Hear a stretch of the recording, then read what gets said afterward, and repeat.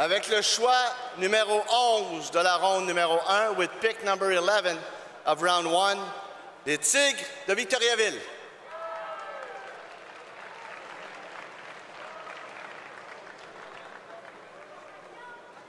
Oui, monsieur le commissaire.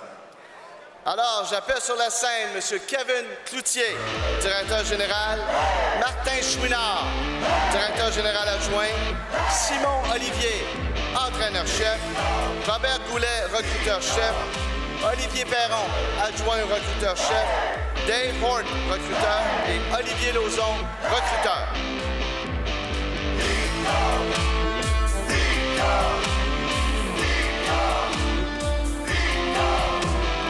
C'est la première fois que les Tigres vont parler au premier tour depuis 2022, où ils avaient mis la main sur le gardien Gabriel Daigle.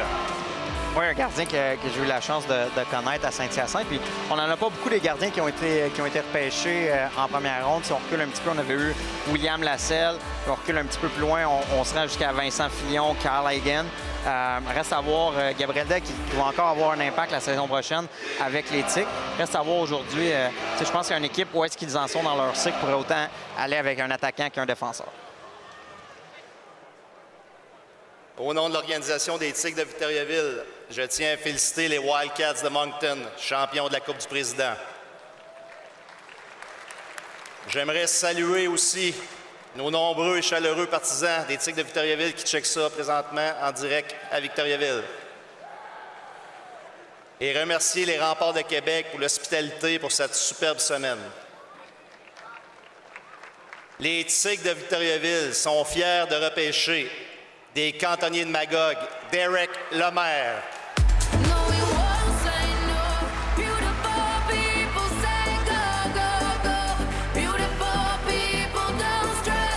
Un mélange de puissance et de finesse, Derek Lemaire.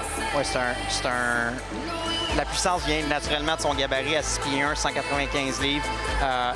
Très puissant, un patineur très puissant, l'explosion dans ses changements de direction, puis beaucoup de puissance dans son lancer. Puis on va le voir à l'écran. Malheureusement, j'ai assisté à cette séquence-là en direct au stade LP Gaucher, mais c'est un excellent tir sur réception. Se sert de son physique, autant offensivement en protection de rondelle que défensivement pour ralentir ses adversaires.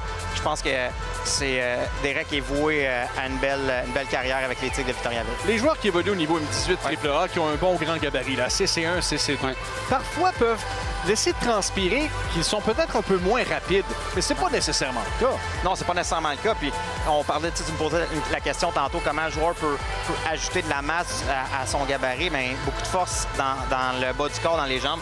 Derek Lemaire, si on le voit, là, on peut le voir tout de suite que c'est très puissant dans le bas de son corps. C'est un excellent patineur puissant. Fait qu'il reste à voir comment il va être capable de progresser et d'amener ça à un autre niveau. On dit qu'il se place bien dans des places ouvertes, mais que parfois prend des décisions un peu trop rapides. Comment tu peux enseigner cette gestion-là? Avec le temps.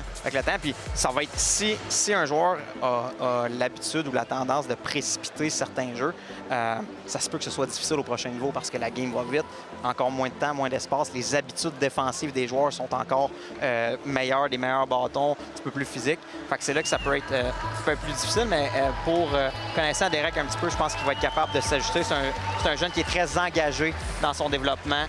Il veut coachable, mature. Fait que même s'il arriverait au niveau junior majeur avec quelques petites choses à devoir améliorer ou peaufiner, je pense qu'il va être ouvert à devoir le faire. Et il vient de l'organisation préférée de notre producteur Marco, les cantonniers de Magog. Marco qui est originaire du coin, qui a longtemps travaillé comme officiel à l'aréna de Magog.